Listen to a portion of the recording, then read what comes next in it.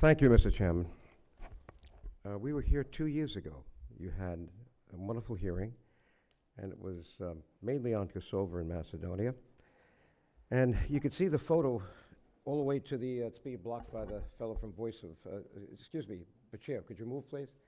There is Mr. Ziadin Sela with you 2 years ago, being greeted after the hearing up there, surrounded by his family and friends from where he was the mayor of Struga. He was announcing that he was now going to embark on an impossible task of reforming, politically reforming the state of Macedonia. 2 years later, it was Ziadin Selën and his party that was able to meet the qualifications of the mandate. And under the Constitution, as bad as that Constitution was, and under European law, naturally, he had to be given by President Ivanov the right to form a government after the ruling party, under the strongman, Mr. Gruevski, was not able to. So you were right in your comments before. He was able to get a coalition of parliamentarians, Slav and Albanian, to be a majority and form the government. When he was supposed to form the government on September 27th, look at the result. There he is in a hospital bed. Right below, you'll see his face bloody. He's being pulled out by a thug. And just to show you how big these Slav thugs were that were hired by Mr. Gruevski, take a look at this right here, the guy with the beard. He's one of them. That was the beginning of the melee.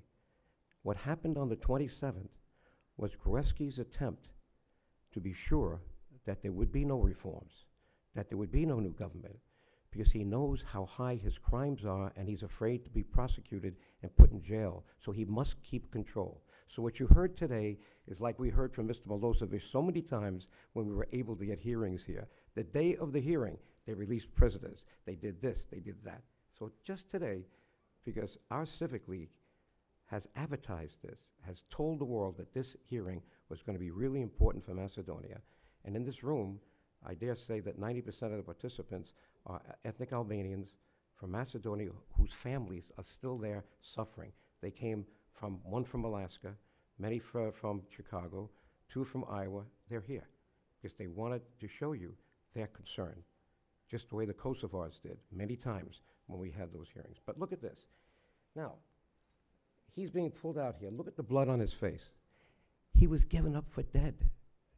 Now, the only reason he's in that hospital bed is that there was a security guard, the only Albanian hired by the Macedonian government to show you the economic discrimination in this country.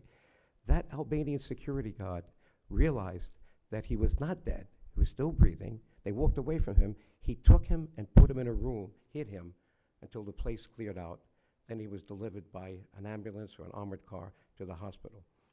His doctor, Ziadin couldn't come here. He wanted to be here, but I was naive in thinking he could.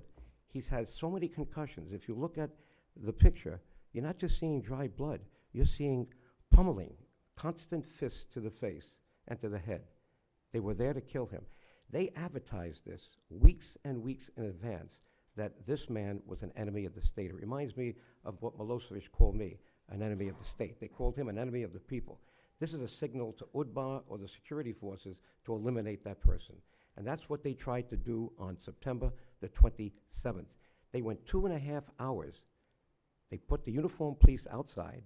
They only came in after 2.5 hours when they thought they had beat up everybody and killed Ziadin, only to find out that he was put in the hospital, resuscitated. His doctor, Arben Taravari, Arben, stand up just for a minute, is right here. He flew in. He's a neurosurgeon. He had operations. But for one day, he said, I have to come here and at least take Ziadin's place and let people know that this man is going to come back and reform the government. So what do you make of today? This is not going to continue. Whatever Ivanov did, it's not going to last. It's too dangerous for Gruevski to have a new government.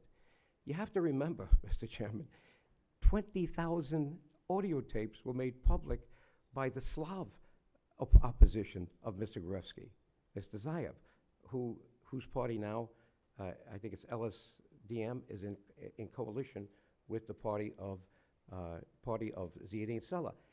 He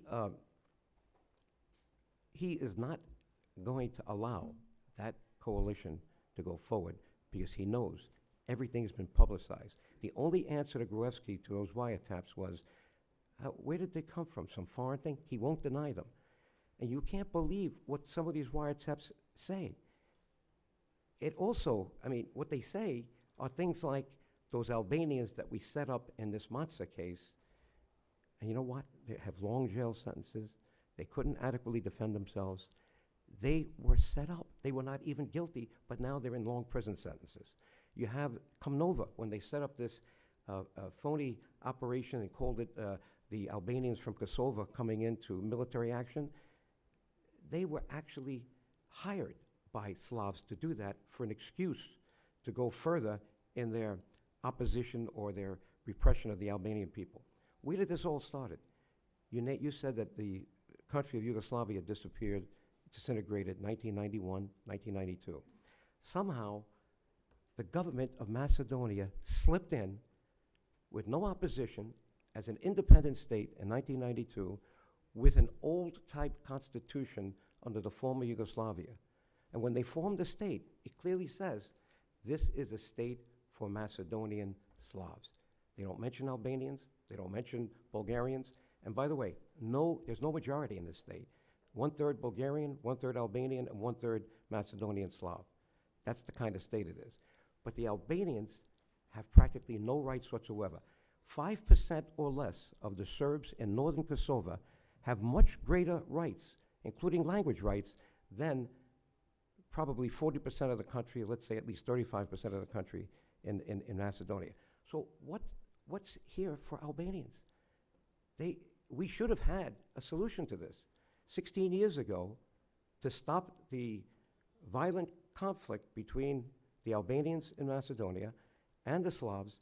We guaranteed with Europe something called the Ohrid Agreement.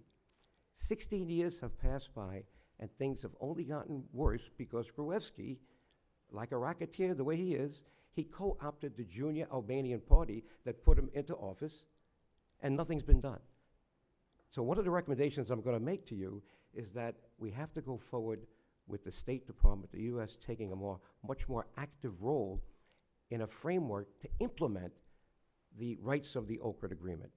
We must get that constitution changed so that it codifies the fact that you have at least 2 major ethnic groups in this state that need equal rights, because there's nothing like equal rights. You talk about the economic discrimination and the political corruption against the Albanian people, it's monstrous. And just economic discrimination. Many jobs are given out in the government. If you have 33%, and they were supposed to get up to 25 or 30% on the Albanian side, they haven't hit 10. It's around 7%. No jobs. The unemployment rate must be just like what's going on in Bosnia right now, the highest in Europe. Joe, May I put on the record, I've just summarized my comments. I'd like to put my full testimony on the record in writing. I'd like to then put the interview by the person who saved Ziadin Selës, the Albanian security guard.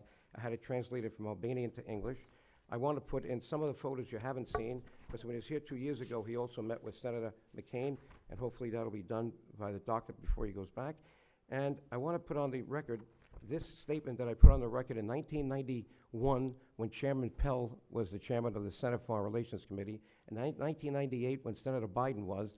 It's the expulsion of the Albanians by Vaso Trubilovic, 1937. This paper is the modus operandi of the Slavs and the Serbs. They want to get rid of all Albanians. I've quoted it in my testimony. I want to put the entire document on the record so you can see they're not going to give up on this. And 2 articles, sir. One from Mr. Faure, one of the... Joe, we without objection, all of that will be put into the record. Okay, thank you. You did get twice as much as everybody else. Thank you. Mr. Server.